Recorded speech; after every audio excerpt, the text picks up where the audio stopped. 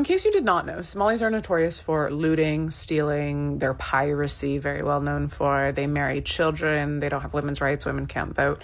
And when you import a bunch of them into the middle of Minnesota in our country, they're going to do the same thing. They are going to steal. They are going to, it's so crazy that we've done this. They're not going to assimilate.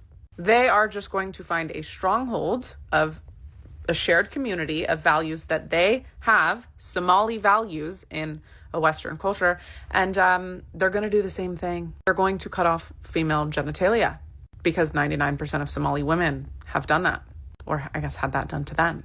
They are going to steal. Again, what do you think of when you think of Somalia? Piracy. Which is exactly what we are seeing, because in case you did not know, there is currently a massive investigation into this Medicaid fraud scheme amongst the Somali community in our country. They're making fraudulent claims and they are stealing from the taxpayers. They're stealing from our government. And if that wasn't bad enough, it has been reported that we are the largest funder of Al-Shabaab, their terror group back in Somalia. Yeah, they've been defrauding the US government and then sending it to our enemy. And we are at work paying for it. Calling this out, it's not racist, it's not xenophobic, it's not being anti-Somali. It's saying, hey, I actually think Western culture, the freedoms that we have, are superior. I would much rather live in a country where I have a voice, where I can vote, where my genitals aren't removed, where I could wear what I want, practice what religion I want. I think that's a superior way of life. And the people in Somalia do not think that's a superior way of life. They are coming here to change it and expecting anything else from a group of people that have not changed in their home country and then bringing them here and thinking they're going to change here. It's insane. It's insanity. And it's going to be the end of our freedoms. We cannot tolerate a group of people who do not tolerate our freedoms. It's not racist. That's not xenophobic to say. It's the truth, and we better start saying it. And the option of doing nothing about this isn't there. Bye-bye. Thank you, Trump. So aside from her seeming like she was sounding like a Chinese movie because the audio didn't seem like it was synced with her lips, that's on her side, not on my side. I think that some of it is true and then some of it is embellished, right? And this is why we have to have conversations about these type of things, because yes, they are bringing their culture over here. Yes, I have been to Minneapolis and I've witnessed it with my own eyes. Yes, I've spent over a week and seen it with my own eyes.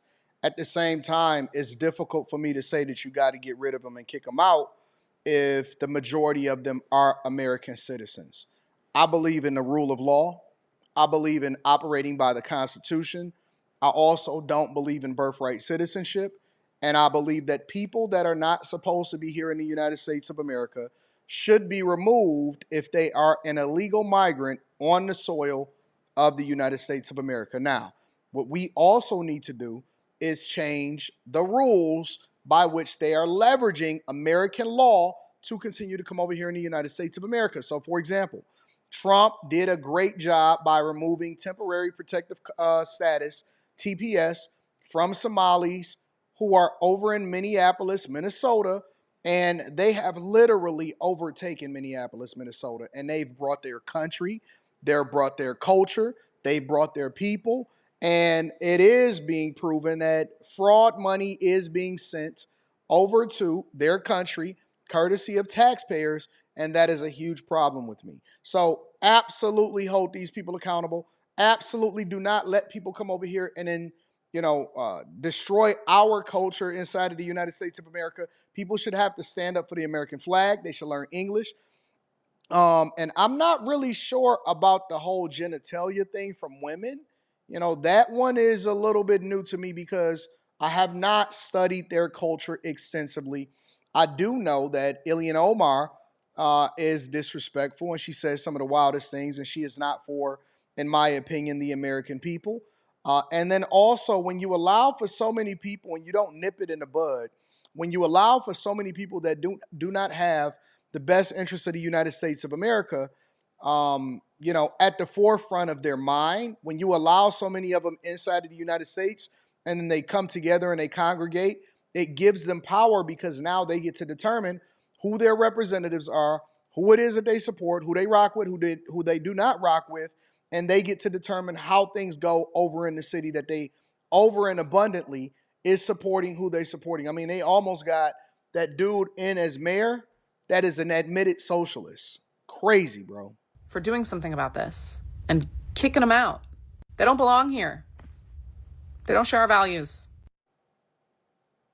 Deport, send them all back, strip them of their visas, denaturalize, send them back. Stop letting people into this country that hates America. Just enough already. President Trump, we need you to start taking this very seriously. We know that you're doing your best with the deportation and everything, but something's got to give. You're going to have to really crack down on the radical Muslims and the Muslim Brotherhood. We need you to start really, really taking this seriously and protecting the American people.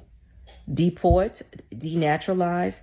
With these protests happening in New York City, I have some concerns about the safety of all New Yorkers, especially the Jewish community, because this guy's swearing in is around the corner. And let me tell you something. You have the radical Muslims ready to gear up to start their mess, and I don't see this ending well. And you got Muslims coming in from other states to see this guy swearing in. And I'm talking about the radical Muslims, and we do have Muslim Brotherhood in New York City, particularly in Queens and Brooklyn and parts of the Bronx. President Trump, you need to send in the big guys, because NYPD, I don't think, can manage this alone. Deport, denaturalize, and stop letting, you're going to have to vet people that want to come into this country to. First thing you got to do is you got to get the people out of here that's not supposed to be here. We got fighting and opposition from city leaders and governments, governors, saying that they're not even going to allow for the Trump administration to participate in making sure that people that are here illegally, especially the ones that are committing crimes, they're not going to allow for them to continue to deport them. The Trump administration has been fought on every single front on doing the best thing for America. Make sure that they are in support of America and not against America. Stop letting foreign citizens run for public office. No foreign citizen should hold no type of government position. None. Enough is enough already. We have to.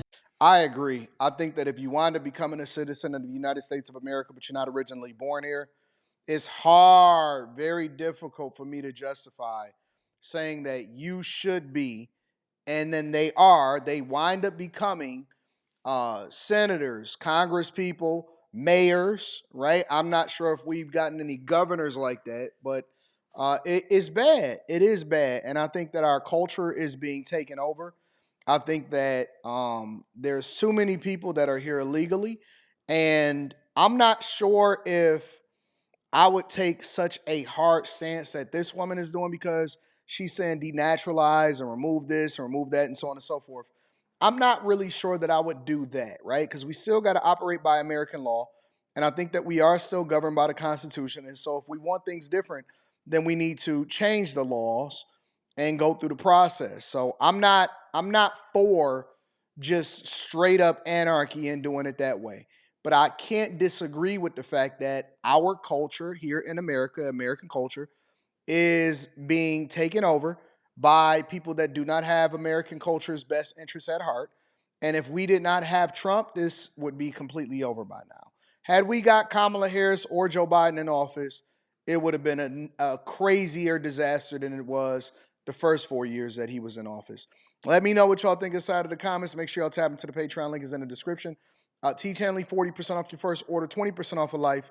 I love you. I appreciate you. I'm always giving credit to the content creators because that's the best thing to do. I love y'all. I'm going to holler at y'all later. Peace.